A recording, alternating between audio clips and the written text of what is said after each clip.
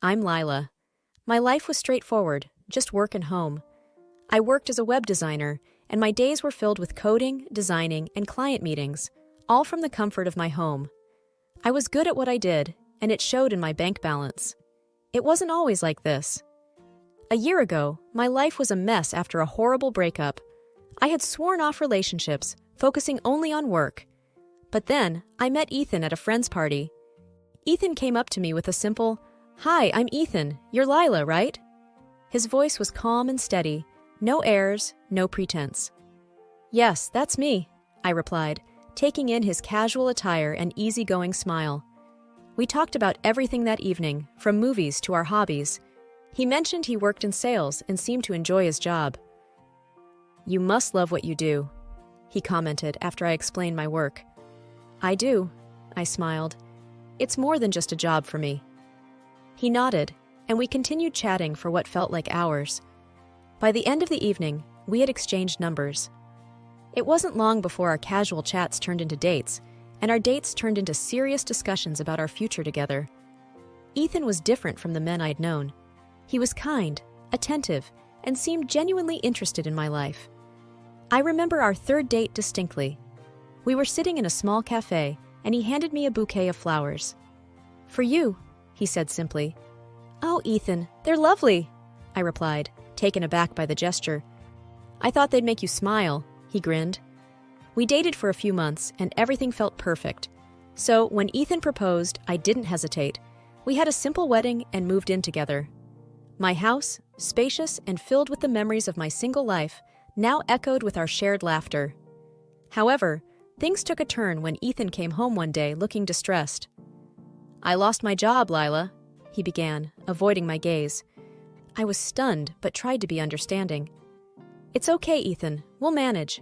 You'll find another job soon." He looked relieved. "Thank you for understanding. I promise I'll make this right." I believed him. Truly I did. But as days turned into weeks and weeks into months, with Ethan not working and his job interviews leading nowhere, my patience began to wear thin. As the days went by, my trust in Ethan waned, replaced by an unsettling anxiety. Our financial situation was still stable thanks to my job, but Ethan's attitude towards employment became increasingly lackadaisical. One evening, I overheard him talking on the phone. "Yes, Mom, I'm taking care of everything. Lila's just doing her little web designing thing, but I'm handling the big stuff." That conversation irked me. Was he implying that he was the primary earner? A week later, his sister Elsie dropped by for a visit. She and I never really got along. Our beliefs and lifestyles were polar opposites. She had chosen a life completely centered around her home and husband, a choice I respected but couldn't understand. The moment she walked in, she started inspecting the place. "Lila, don't you ever dust around here?" she commented, running her finger along a shelf. "We've both been busy, Elsie," I said, trying to remain calm. She smirked. "Well, maybe if you focused less on work and more on your home." "Elsie, Lila's doing a lot, okay? You don't need to come here and criticize." Ethan quickly interjected, trying to mediate. Elsie raised an eyebrow. "Oh, I know you're taking care of everything, Ethan.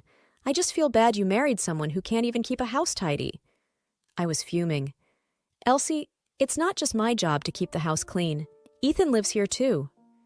Ethan glanced at me, then at his sister, a silent plea in his eyes. "Let's not discuss this here," he said softly. Elsie smirked. Of course, wouldn't want to make things uncomfortable. But remember, Ethan, a man's role is to provide. I was left seething as Elsie sauntered out, leaving a trail of tension in her wake. Later that evening, I tried talking to Ethan. "Why does Elsie think you're the main provider? Why is she under the impression that I'm just sitting around doing nothing?" Ethan looked uncomfortable. "Look, Lila, I might have mentioned to her that I'm handling a lot of things. I didn't want her or Mom thinking less of me because I'm not working." "That doesn't give you the right to belittle my contribution, Ethan. We're supposed to be a team," I replied, frustration evident in my voice. Ethan sighed. "I'm sorry, Lila. I'll clear things up with Elsie and Mom. Please give me some time." The days that followed were full of tension. Every morning, as I settled into my home office, the same nagging thought kept bothering me. Was Ethan being truthful? How much more was he keeping from me? It was one evening, as I sat down to pay some bills, that I noticed something off. A hefty amount had been transferred monthly from our joint account to an unfamiliar one. Curiosity piqued, I decided to dig deeper. I approached Ethan as he lounged on the couch. "Hey, I noticed some transfers from our account. Do you know anything about it?" Ethan looked up, startled. "Oh, yeah, that's just some money I've been sending to Mom to help her out." I raised an eyebrow. "Help her out? With what? And why didn't you tell me?" He hesitated. "Well, she has some expenses, and since I'm not working, I thought I'd support her with our savings." I was taken aback. "Ethan, that's our money. We should be discussing these things together. It's a considerable amount."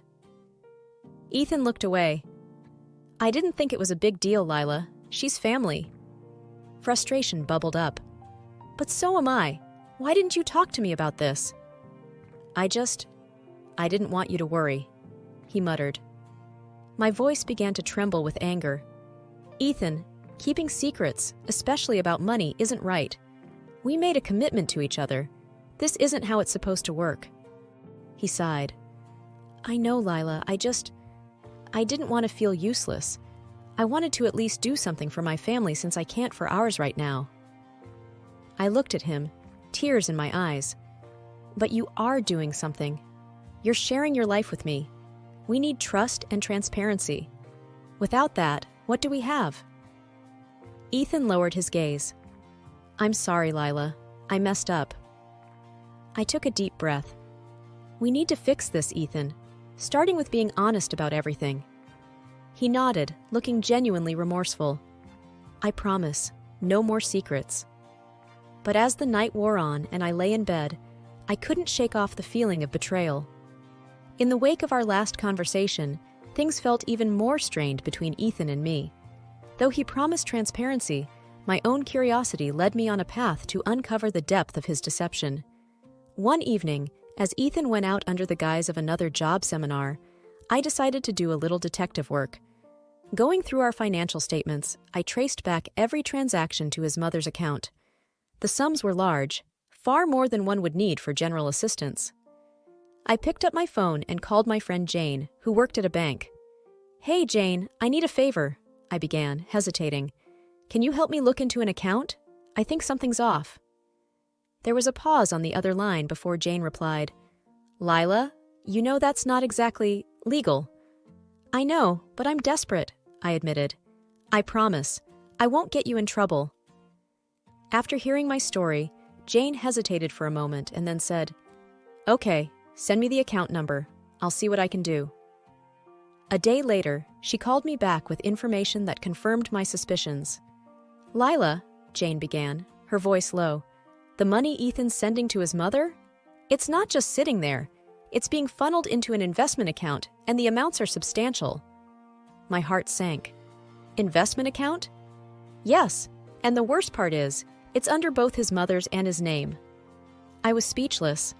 Not only was he giving away our savings, but he was also making investments without informing me. "Jane, thank you," I managed, my voice breaking. "I'm so sorry, Lila," she replied. I sat in our living room, the weight of betrayal pressing down on me. How could he? When Ethan returned later that evening, I confronted him, papers scattered all over our coffee table. "Ethan, we need to talk." He took one look at the bank statements and paled. "Lila?" "Why, Ethan, why did you lie to me?" I demanded. Ethan swallowed hard. Mom convinced me it was a good investment. She said we'd double our money in no time. I thought I was doing it for us." "But it's our money, Ethan," I exclaimed. "You can't make decisions like this on your own. We're supposed to be partners." He sat down, defeated. "I know. I messed up. I thought I could surprise you, show you I was contributing." I shook my head, tears streaming down my face. By lying? By betraying my trust? Ethan looked away, guilt evident in his eyes. "I'm sorry, Lila. I should have talked to you." The truth was out, but the damage was done. Could our relationship withstand the strain of so many lies? The atmosphere in the house was as cold and quiet as a winter morning. After uncovering Ethan's deceit, I was determined to keep my composure, but I found myself rattled whenever I remembered the mistruths. Ethan, on the other hand, seemed to be avoiding the topic entirely. Just as I sat down at my computer, the front door burst open. Before I could react, Lydia, Ethan's mother, and Elsie stormed into the living room. "You shameless woman!" Lydia's voice cut through the air. "All you do is sit on your behind and suck the life out of my son." Elsie chimed in with a smirk. "Always knew you were a leech, just waiting to latch on to someone better off." I took a deep breath, gathering my thoughts before replying. "I'm the one working and earning here. Ethan hasn't been for months." Ethan stood off to the side, his eyes darting between us. I hoped, expected, that he would say something, defend me. But he remained silent. Lydia, her face red with rage, took a step forward. "You expect us to believe that? My son has been the one supporting this family. You've just been enjoying his hard work." Elsie nodded in agreement. "Honestly, I don't know what he saw in you. You're just a lazy housewife, living off someone else's money." Their words were like salt on an open wound. But more painful than their false accusations was Ethan's silence. He just stood there, watching the scene unfold without uttering a word in my defense. Taking a deep breath, I stood tall and looked straight into Lydia's eyes. "All I ask is for the money Ethan transferred to you, returned. It's rightfully ours, not just his." Lydia's face twisted in rage. "How dare you? That's my son's money, and I'll decide what to do with it." Despite the fury in her eyes, I didn't waver. "It's our money, Lydia. Earned by me, not him." She stared at me for a moment, the room silent except for our heavy breathing. Then, with a huff, she turned on her heel, Elsie following close behind. "This isn't over!" Lydia spat as she stormed out of the house. The door slammed shut behind them, leaving a lingering echo. I turned to Ethan, waiting for him to say something, anything. But he just looked down, avoiding my gaze. The gravity of the situation weighed heavily on me. Not only was there deceit about money, but I was also fighting a battle with his family on my own. His silence hurt more than any deceit ever could. A few days after the confrontation, I sat in my home office, distracted by everything that had occurred. The tranquility of my workspace, usually a haven for creativity, now felt stifling. Taking a sip from my coffee, I pondered on how to reclaim my dignity and pride. The first step was clear. I accessed my online bank, scrutinizing every transaction, noting down each suspicious transfer. The amount Ethan had funneled to his mother was staggering. Money I had earned with sweat and sleepless nights, taken without my knowledge. A message pinged on my computer. It was from Lucy, a friend since college, and also a brilliant lawyer. I had confided in her about the whole situation, and she was eager to help. "Hey, I've looked into your situation. Let's meet for lunch?" her message read. We met at a quiet bistro, away from prying eyes. "So," Lucy began, stirring her iced tea, "I've been doing some digging, and I think we have a solid case here. It's about time we put Ethan and his family in their place." I nodded, taking a deep breath. "I just want what's rightfully mine, Lucy. I can't let them get away with this." Lucy's eyes gleamed with determination. "Trust me, they won't." Weeks turned into a whirlwind of paperwork, meetings, and strategy sessions. Lucy and I, along with a team she'd put together, found evidence not only of Ethan's deceit, but also questionable transactions involving Lydia's accounts. It was a spiderweb of lies and deceit, with Ethan and Lydia at its center. One evening, after another exhaustive session, Lucy looked at me and said, "It's time. Let's serve them the papers." The next morning, Lucy and I drove to Lydia's place. Ethan's car was parked outside. Perfect. We rang the bell, and Elsie answered, her face a mask of fake surprise. "Oh, it's you," she sneered. "We're not here for games," I said coldly. "Is Ethan here?" Before Elsie could reply, Ethan emerged from the living room. His confident smirk vanished as Lucy handed him an envelope. "You're being sued," she said crisply.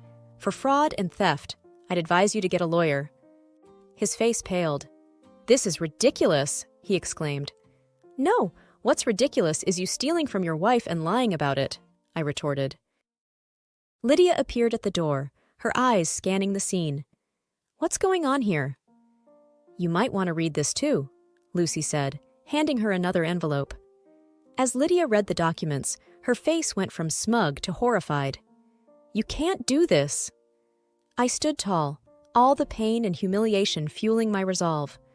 "I can, and I am. See you in court." Walking away from that house, with Lucy by my side, I felt a weight lifted. It wasn't about revenge. It was about justice. It was about standing up for myself when others tried to push me down. It was about reclaiming my power. And it was served cold. As the days drew closer to our court date, I braced myself for the inevitable backlash. I knew Lydia and Ethan wouldn't go down without a fight. And while I was emotionally ready, I didn't expect them to bring the battle right to my doorstep. It was a chilly evening when my doorbell rang. Peering through the peephole, I saw them, Lydia, Elsie, and Ethan, their faces a cocktail of anger and determination. Taking a deep breath, I opened the door. "Thought you'd ambush us with that lawsuit, did you?" Lydia spat out, taking a step inside. Ethan and Elsie trailed behind her, blocking the exit. "Calm down, Lydia. This isn't a good look for you," I replied evenly. "You think you can just humiliate us in public? Drag our name through the mud?" Elsie snapped, her voice dripping with contempt. "It's simple," I replied coolly. "Return the money, and this ends." Ethan, who had been silent till now, looked at me with a mix of frustration and sadness. "Is this how you want things to end? By suing your own family?" "Family?" I echoed, my voice icy. "A family doesn't steal from each other. A family doesn't lie and degrade one another." He sighed. "I made a mistake, but taking us to court? That's extreme." "It's justice," I responded, "and I'm not dropping the case." Lydia, crimson with rage, glared at me. "We won't let you tarnish our reputation. You're going to regret this." "Is that a threat?" I countered. "Everything I've done is legal. Can you say the same?" "Enough!" Ethan shouted. "This is getting us nowhere." I fixed him with a steely gaze. "You're right. It's clear where we all stand. Now, I suggest you leave." Elsie sneered. "You may have gotten the upper hand now, but remember, the courts haven't decided anything yet." "We'll see," I replied confidently. As they left, the tension in the room was palpable, but I stood my ground. They had come to intimidate, to make me doubt my course, but it had the opposite effect. Their visit only solidified my decision. There was no turning back now, and whatever the outcome, I was ready. The day of the court hearing arrived quicker than I anticipated.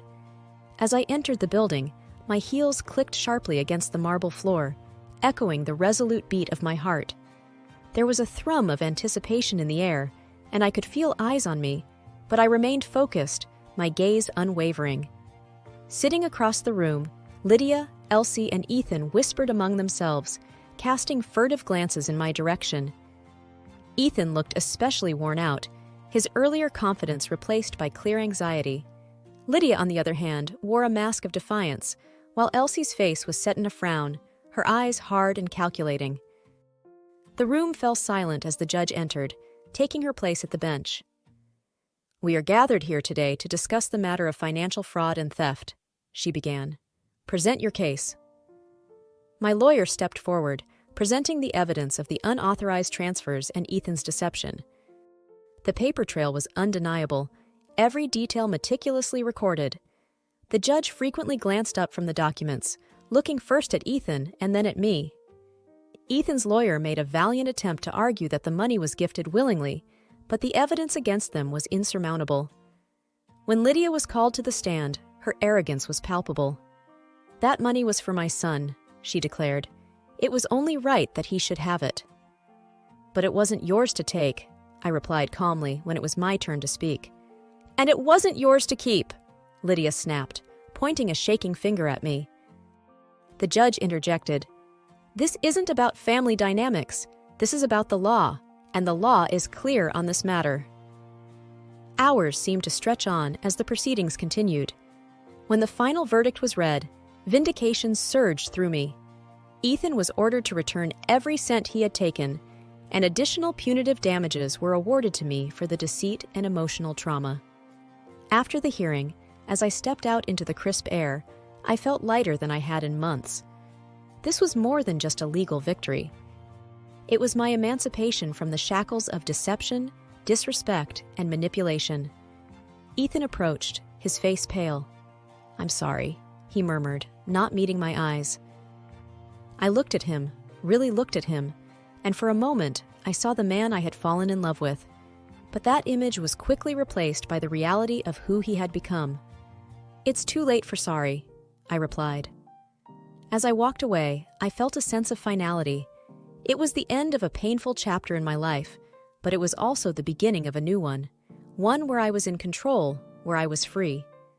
That evening, as I sat in my home, the silence was soothing. There were no more whispers, no more deceit, no more games. I had reclaimed my life, my dignity, and my peace. And as the sun set, casting a warm golden hue across the room, I knew that tomorrow would be a new day, full of promise and endless possibilities.